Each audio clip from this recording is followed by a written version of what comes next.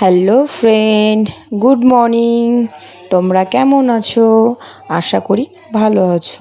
So আমরাও খুব ভালো আছি, বুঝলে। ওয়েদারটা খুবই ভালো। এখন তো যেন রোজই মোটামুটি বৃষ্টি হচ্ছে। গতকাল রাত্রে খুবই বৃষ্টি হয়েছে, তাই উঠতে একটু লেট হয়ে গেছে। মাইন্ড করো না কিন্তু কিছু।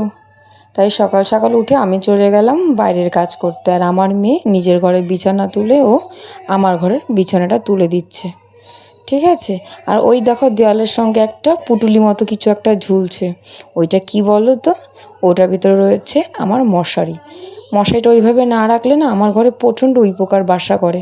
আমার আরেকটা মশারি উইপোকাতে নষ্ট করে দিয়েছে, তাই জন্য আমি নিজে ওই পুটুলিটা বানিয়েছি, যাতে ওইভাবে আমি রাখতে পারি। ভালো হয়েছে না বলো? ভালো হলে আমাকে অবশ্যই বলো। কেউ যদি কিছু ভালো বলে না, সত্যি খুব ভালো লাগে। মেয়ে বিছানা তুলে সমস্ত কিছু গুছিয়ে মেয়ে চলে যাবে ব্রাশ করতে, হ্যাঁ।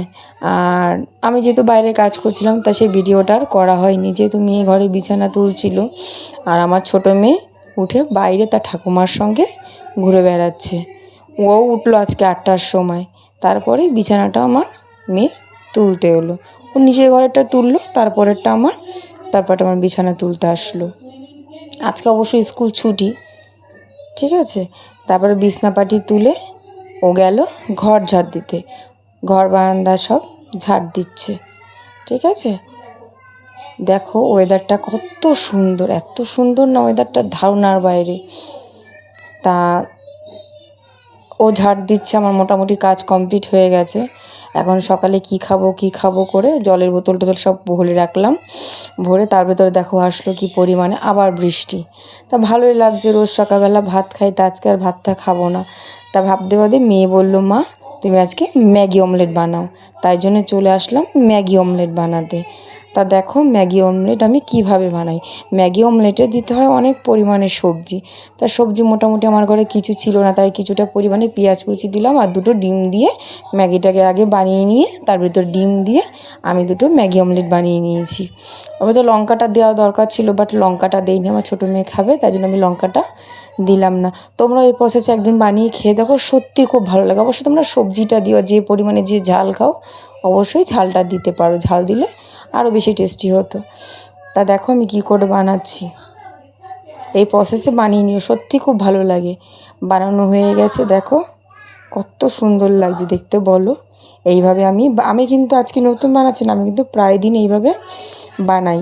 আমার মেয়ে খেতে খুবই ভালোবাসে, জানো তো। এটা আমাকে একজন শিখিয়েছে, সেটা হচ্ছে আমার ছোটো বোন আমাকে শিখিয়েছে এইভাবে। আমি আগে জানতামও না ম্যাগি অমলেট বানায়, আমার বোন আমাকে শিখিয়েছে, দিদি এইভাবে বানিয়ে খাস, খেতে খুবই ভালো লাগে।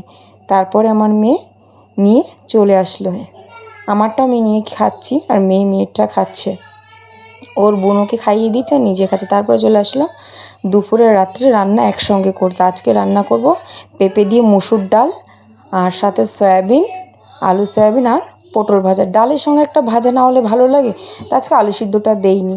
হয়ে গেল আমার দুবেলার রান্না। দুপুরেটা আমি রেখেছি আর রাত্রেটা আমি সরিয়ে রেখে এসেছি, তাই জন্য তোমাদের দুপুরেরটাই আমি দেখালাম, ঠিক আছে। তা দুপুরে রান্না টান্না করে একটা ভাত ঘুম দিলাম। এই দেখো সন্ধ্যাবেলা আবার চলে আসলাম আমরা আলুর চপ আর ডিমের চপ বানাতে। আমি শুধু জাস্ট গুছিয়ে দিয়েছি, বানিয়েছে কিন্তু আমার বরমশাই। ও আবার এগুলো বানাতে আবার খুব খুব ভালোবাসে। ওইদিকে বানাচ্ছে, বাইরে বৃষ্টি হচ্ছে, আর মেয়ে চলে আসলো নিজেরটা নিয়ে, ও খাচ্ছে, ওর বোনকে খাইয়ে দিচ্ছে। জানো তো আমার মেয়ে এইগুলো খেতে খুবই ভালোবাসে, বড় মেয়েও ভালোবাসে, ছোটো মেয়েও ভালোবাসে। ওকে ফ্রেন্ড, টাটা, বাই।